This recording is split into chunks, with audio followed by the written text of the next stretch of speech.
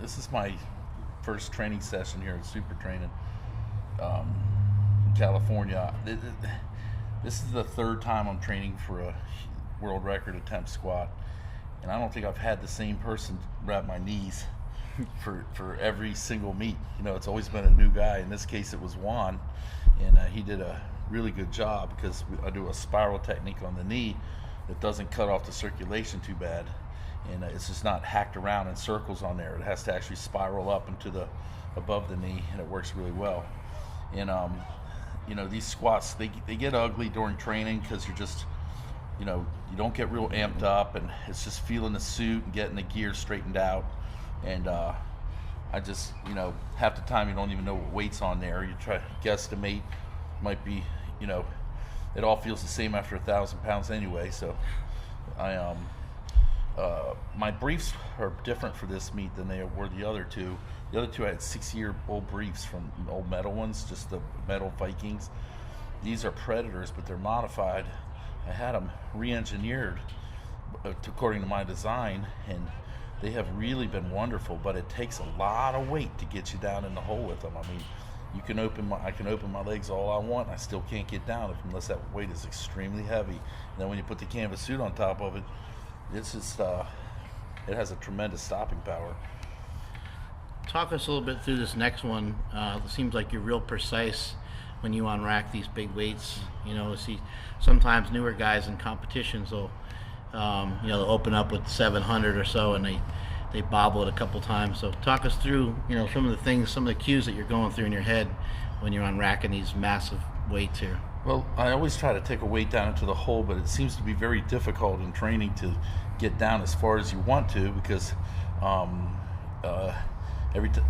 whatever reasons, you just can't get down any further with your gear on. And in this case, I weighed 390 and didn't even realize it. And usually I'm about 375, and the extra weight made my gear so tight that it was just it was unbearable down there. There was a lot of pressure, but I really think of trying to get the bar comfortable and then just descending kind of fast. I don't like to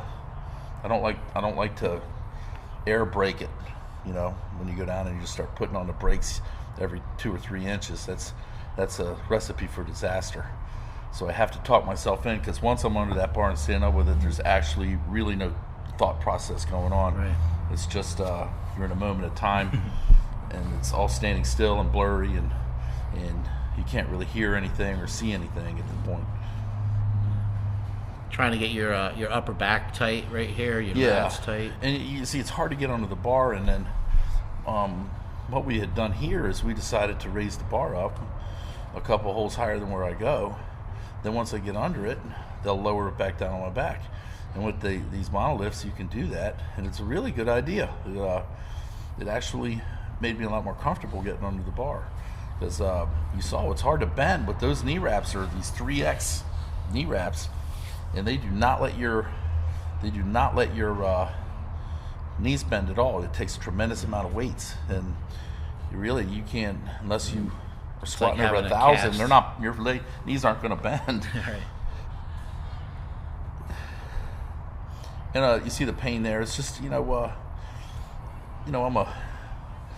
old, battle scarred and worn, torn, and just the shoulders hurt pretty bad when you're under that bar. And you're crammed in there. You see, I have a couple fingers lying up on the collar up there, and just my whole hand can't get in there. I really wish it would, but I almost wish the bar was even wider. Notice how I wedge the bar out. I don't hammer it out of there, because the problem is when you hammer these. See, I was right above parallel, and I'm pretty happy with that, because this is the first week with my suit on. I only have 2 weeks with my gear on before the meet, so I'm kind of happy here with that, and working with a new crew. And I'd like to get a little lower, but like I said, at 390, it's just not going to get down there. So you do the last few weeks before your contest, you do a couple straight weight, and then now you got the reverse band on there.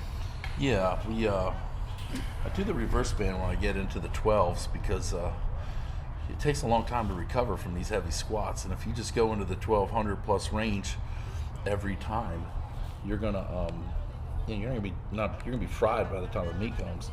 So at least get to feel it up on your back. And we really don't know how much it takes off the bar. It could take a lot, but when the weight gets super heavy, you know how much it takes off the bar doesn't really. We don't really know. When it's lighter weights like these, if you put a band on, you can definitely feel the difference. But it's hard to tell if it's even on there. Yeah. Once those weights get real heavy. Still feels like it's going to drop through the floor. Right.